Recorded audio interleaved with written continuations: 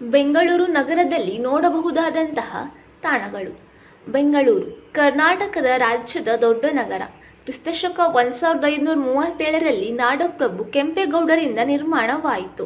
ಇದು ದಕ್ಷಿಣ ಪ್ರಸ್ಥಭೂಮಿಯ ಮೇಲಿದ್ದು ಕರ್ನಾಟಕದ ಆಗ್ನೇಯ ದಿಕ್ಕಿನಲ್ಲಿದೆ. ಜಗತ್ತಿನ ಮಾಹಿತಿ ತಂತ್ರಜ್ಞಾನ ಕ್ಷೇತ್ರಕ್ಕೆ ಮಹತ್ತರವಾದ ಕಾಣಿಕೆ ನೀಡುತ್ತಾ ಬಂದಿರುವ ಕಾರಣ ಬೆಂಗಳೂರು ವಿಶ್ವದಾದ್ಯಂತ ಭಾರತದ ಸಿಲಿಕಾನ್ ವ್ಯಾಲಿ ಎಂದೇ ಪ್ರಸಿದ್ಧ.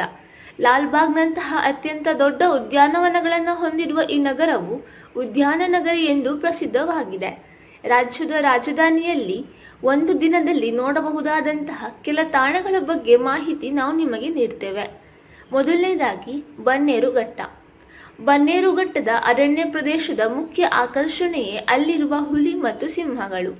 25,000 ಎಕರೆ ಪ್ರದೇಶದಷ್ಟು ವಿಸ್ತಾರ ಹೊಂದಿರುವ ಈ ಮೀಸಲು ಪ್ರದೇಶ ಹುಲಿ, ಸಿಂಹ, ಚಿರತೆ, ಕಾಡುಕೋಣ, ಜಿಂಕೆ, ಕರಡಿಗಳು, ಪಕ್ಷಿಗಳು ಮತ್ತು ವಿವಿಧ ಜಾತಿಯ ಚಿಟ್ಟೆಗಳ ನೆಲೆಯಾಗಿದೆ. ಈ ಉದ್ಯಾನವನದ ಮುಖ್ಯ ಆಕರ್ಷಣೆಯೆಂದರೆ ದೇಶದಲ್ಲೇ ಮೊದಲನೆಯದಾದ ಚಿಟ್ಟೆಗೆಂದೇ ಇರುವ ಉದ್ಯಾನವನ. ಚಿಟ್ಟೆಗಳ ಆಕರ್ಷಣೆಗೆಂದೇ ಈ ಪ್ರದೇಶದಲ್ಲಿ ವಿಶಿಷ್ಟ ಉಷ್ಣವಲಯದ ಪರಿಸರ ರೂಪುಗೊಳ್ಳಲೆಂದು ವಿವಿಧ ಜಾತಿಯ ಸಸ್ಯಗಳನ್ನು ನೆಡಲಾಗಿದೆ. ಸುಮಾರು 20 ರೀತಿಯ ವಿವಿಧ ಜಾತಿಯ ಚಿಟ್ಟೆಗಳನ್ನು ನಾವು ಇಲ್ಲಿ ಕಾಣಬಹುದು. ದೊಡ್ಡ ಆಲದ ಮರ.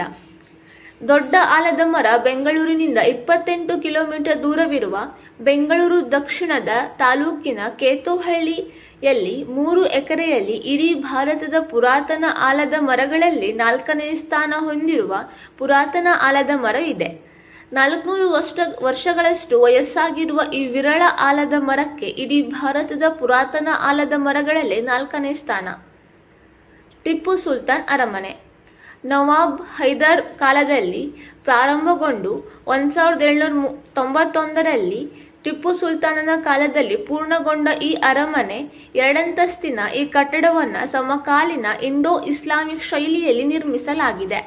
ಕಲ್ಲಿನ ಪೀಠಗಳ ಮೇಲೆ ಮರದ ಕಂಬಗಳನ್ನು ಅಳವಡಿಸಲಾಗಿದ್ದು ಈ ಕಂಬಗಳ ನಡುವೆ ಇರುವ ಇಂಡೋ ಇಸ್ಲಾಮಿಕ್ ಶೈಲಿಯ ಕಮಾನುಗಳು ಮನಸೆಳೆಯುತ್ತದೆ. ಲಾಲ್ಬಾಗ್. ಲಾಲ್ಬಾಗ್ ಭಾರತದ ಅತ್ಯಂತ ಹಳೆಯ ಸಸ್ಯೋದ್ಯಾನಗಳಲ್ಲಿ ಒಂದು. ಗಾಜಿನ ಮನೆಗಳು ಮತ್ತು ಅಲಂಕಾರಿಕ ಹೂವುಗಳು ಉದ್ಯಾನವನದ ಸೌಂದರ್ಯವನ್ನು ಹೆಚ್ಚಿಸಿದೆ. ಸುಮಾರು 240 ಎಕರೆ ಪ್ರದೇಶದಲ್ಲಿ ಹರಡಿರುವ ಉದ್ಯಾನವನವಾಗಿದೆ. ಲಾಲ್ಬಾಗ್ ಬೊಟಾನಿಕಲ್ ಗಾರ್ಡನ್ನಿನ ಅದ್ಭುತ ಸಸ್ಯಗಳ ಹೊರತಾಗಿ 3000 ವರ್ಷಗಳಷ್ಟು ಹಳೆಯ ಬಂಡೆಗಳನ್ನು ಕೂಡ ನೋಡಬಹುದಾಗಿದೆ. ವಿಧಾನಸೌಧ. ನಗರದ ಹೆಗ್ಗುರುತುಗಳಲ್ಲಿ ಒಂದಾಗಿರುವ ವಿಧಾನಸೌಧ ಇಡೀ ದೇಶದಲ್ಲೇ ಅತಿ ದೊಡ್ಡ ಶಾಸಕಾಂಗ ಕಟ್ಟಡವಾಗಿದೆ. ಬೆಂಗಳೂರು ನಗರದಲ್ಲಿ ಭೇಟಿ ನೀಡುವ ಪ್ರಮುಖ ಪ್ರವಾಸಿ ಸ್ಥಳ ಕೂಡ ಹೌದು.